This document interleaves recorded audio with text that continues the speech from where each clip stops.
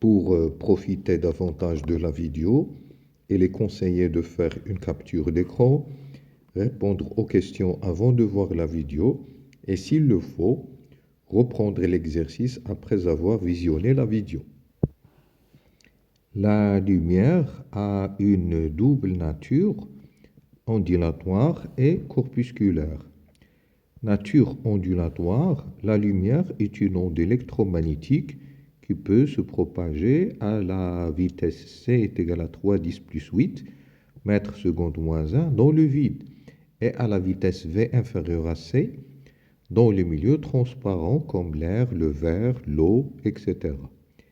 Nature corpusculaire, la lumière est formée des photons. Chaque photon a une énergie h nu telle que h est égal à 6,62 10 puissance moins 4, moins 34 dans le système des unités internationales. H étant la constante de Planck et nu étant la fréquence. On donne un électronvolt est égal à la valeur. Première question. Définir l'indice de réfraction d'un milieu transparent. Alors, la définition, ça va être sous forme d'un quotient. On va définir l'indice de réfraction comme étant la célérité de la lumière dans le vide divisé par la vitesse, la célérité de la lumière dans un milieu autre que le vide. Et si vous remplacez C par lambda fois lambda dans le vide fois la fréquence nue, et V vous la remplacez par lambda fois la même fréquence nue, vous pouvez donc simplifier par nu, et ça nous laisse le rapport lambda 0 sur lambda. Et donc la relation que l'on va retenir pour l'indice de réfraction, on va retenir que l'indice de réfraction il est égal à C sur V, qui est également égal à lambda 0, la longueur d'onde de la lumière dans le vide divisé par la longueur d'onde de l'onde dans le milieu transparent. Alors, la question qui suit, quelle est l'expérience qui met en évidence la nature ondulatoire de la lumière? La réponse est l'expérience qui met en évidence la nature ondulatoire de la lumière est la diffraction. La question 3. On éclaire par un laser ayant une longueur d'onde lambda, une fente fine horizontale de largeur A est égale à 0,06 mm. On observe sur un écran placé à une distance d de la fente un ensemble de tâches de direction verticale. La tâche centrale a une largeur L. On change d et on mesure à chaque fois la largeur L, la courbe de diffraction, bien la courbe de la figure ci-contre donne les variations de L en fonction de D. Première question, établir l'expression de lambda en fonction de L, A et D. Θ étant petit, calculer la longueur d'onde lambda. C'est une question de cours, celle-là. Question de cours. Alors, 3A. Tout d'abord, on a cette relation, θ pour la diffraction, θ est égal à lambda sur A. D'une part. D'autre part, d'après la figure qu'on nous a donnée, celle-là,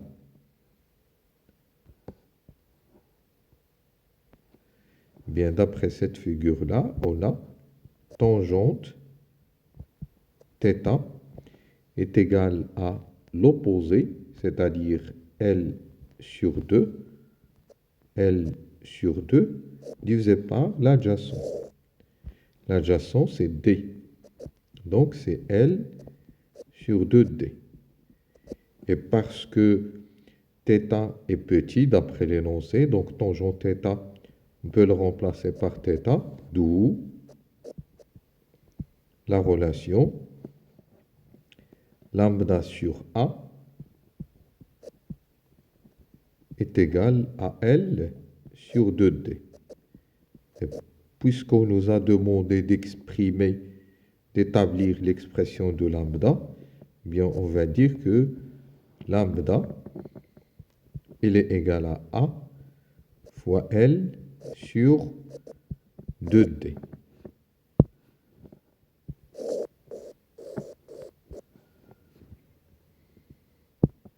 Alors, pour l'application numérique, on nous a demandé de calculer lambda.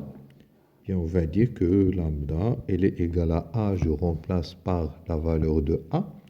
C'est 0,06 fois 10 puissance moins 3, puisque c'est en millimètres, fois L. Eh bien, la valeur de L, on va choisir une valeur. D'après le graphe, on peut choisir la valeur qui nous convient.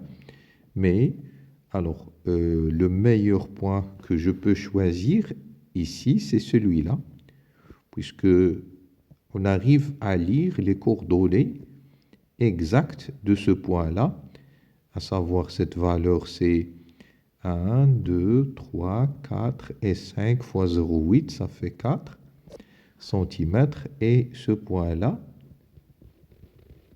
ça correspond à 1, 2, 3, 4 fois 50, donc c'est 200 centimètres.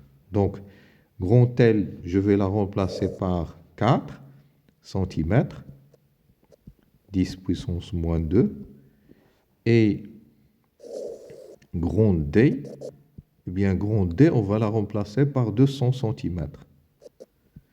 200 centimètres fois 10 puissance moins 2, alors, tout calcul fait, ça nous donne 0,6 fois 10 puissance moins 6 mètres, ou bien on peut l'écrire comme ça, 6 fois 10 puissance moins 7 mètres. La question qui suit, calculer en électronvolts l'énergie du photon correspondant à cette onde lumineuse. Question 3.2. Donc, on utilise la formule E est égale à H nu, qui est égal à HC sur lambda. Alors, je remplace. H, la valeur qu'on nous a donnée, c'est 6,62 fois 10 puissance moins 34, fois C, c'est 3 fois 10 plus 8, que l'on divise par lambda qu'on a trouvé, 6 fois 10 moins 7. Alors, tout calcul fait, on trouve une valeur qui est égale à 3,31 fois 10 puissance moins 19 joules. Mais on nous a demandé de donner le résultat en électronvolts. Donc, E est égal à 3,31 fois 10 puissance moins 19, que je dois diviser par 1,6 10 puissance moins 19. Ça donne 2,07 électronvolts. C'est le résultat recherché. Alors, voyons l'autre question. La question 3.3. On fixe D à 2 mètres de la fente et on remplace la fente par un cheveu fin de diamètre D. On obtient alors avec la même radiation de longueur d'onde lambda une tâche de largeur LA est égale à 3 cm déterminée petit d.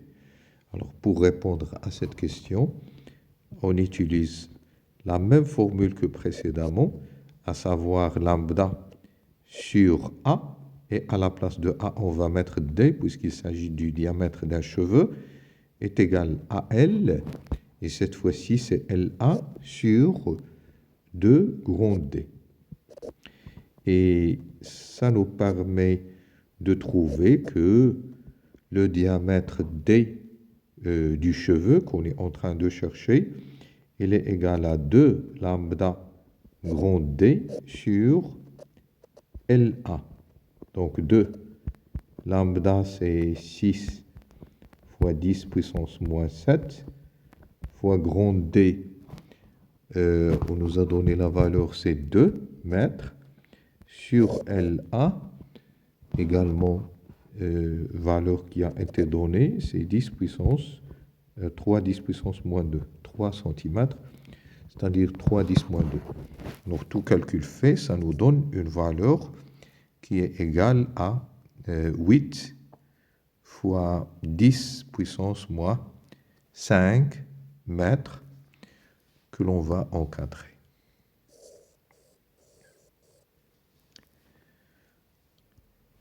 La quatrième question.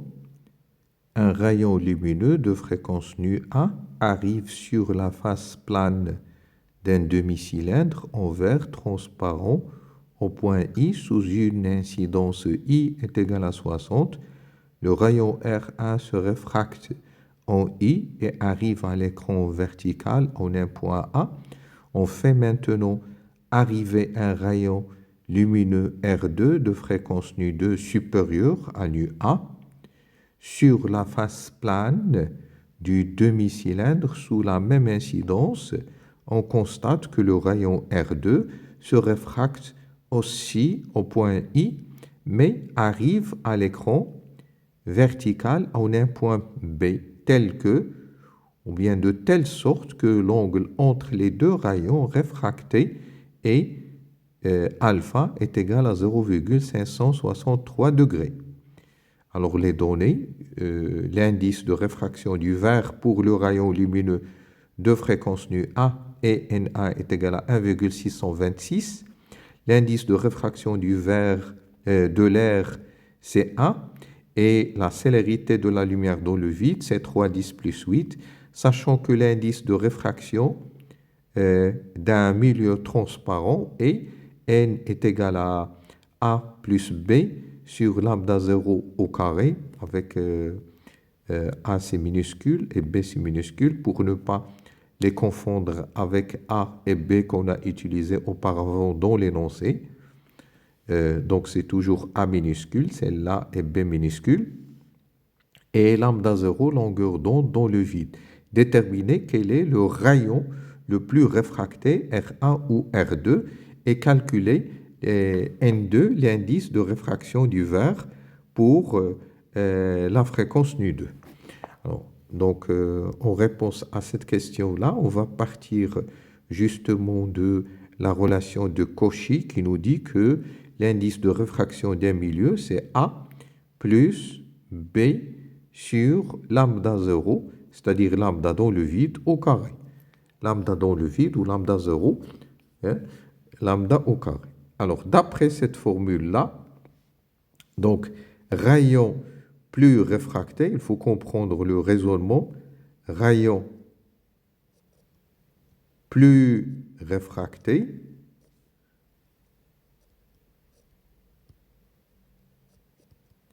c'est celui qui correspond à n le plus grand.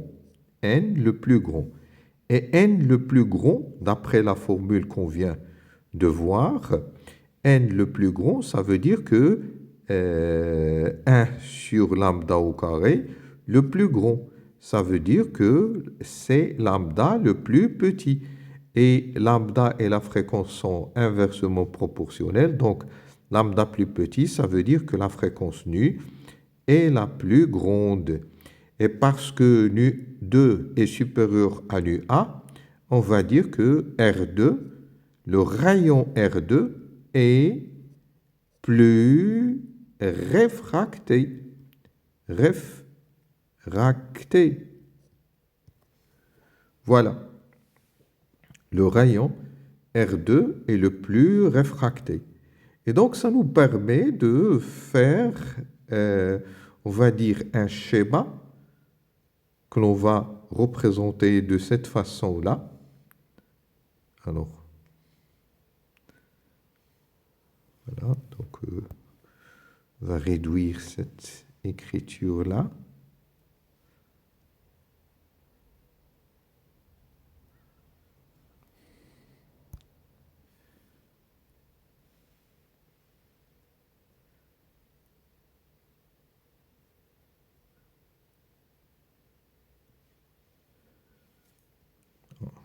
Je l'ai réduit un petit peu.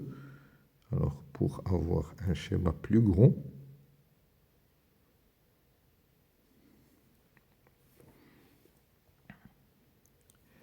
donc voilà de quoi s'agit-il pour le premier rayon qui a la fréquence nu A.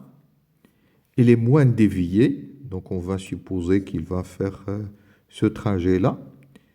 Le rayon R2 qui a la fréquence la plus grande, on a montré que c'est le plus dévié, c'est-à-dire le plus proche de la normale. Et donc l'angle, donc ça c'est pour le rayon R2, et ça c'est pour le rayon RA. Et l'angle dont on parle, dont l'énoncé, c'est cet angle-là, alpha. Pour cet angle-là, c'est en fait petit r(A), et pour cet angle-là, c'est ce qu'on va appeler R2. Donc ça se voit que alpha, il est égal à RA moins R2. Alors, notre objectif, c'est de trouver la fréquence, l'indice de réfraction N2 pour le rayon R2. Alors, pour cela, eh bien, on va utiliser la relation sinus I est égal à N2 fois sinus R2.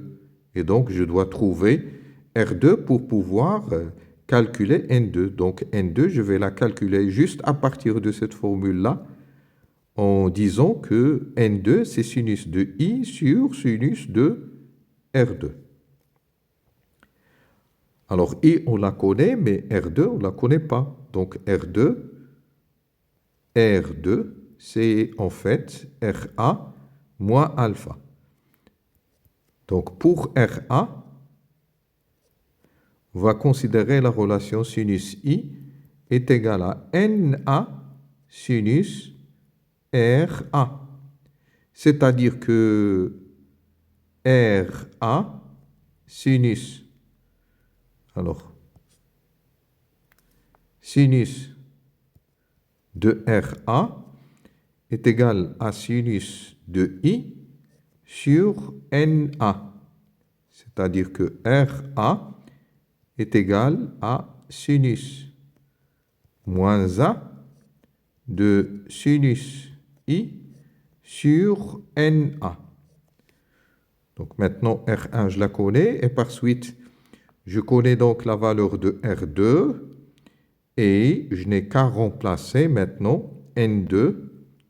On va dire que N2, c'est sinus de I sur sinus de R2.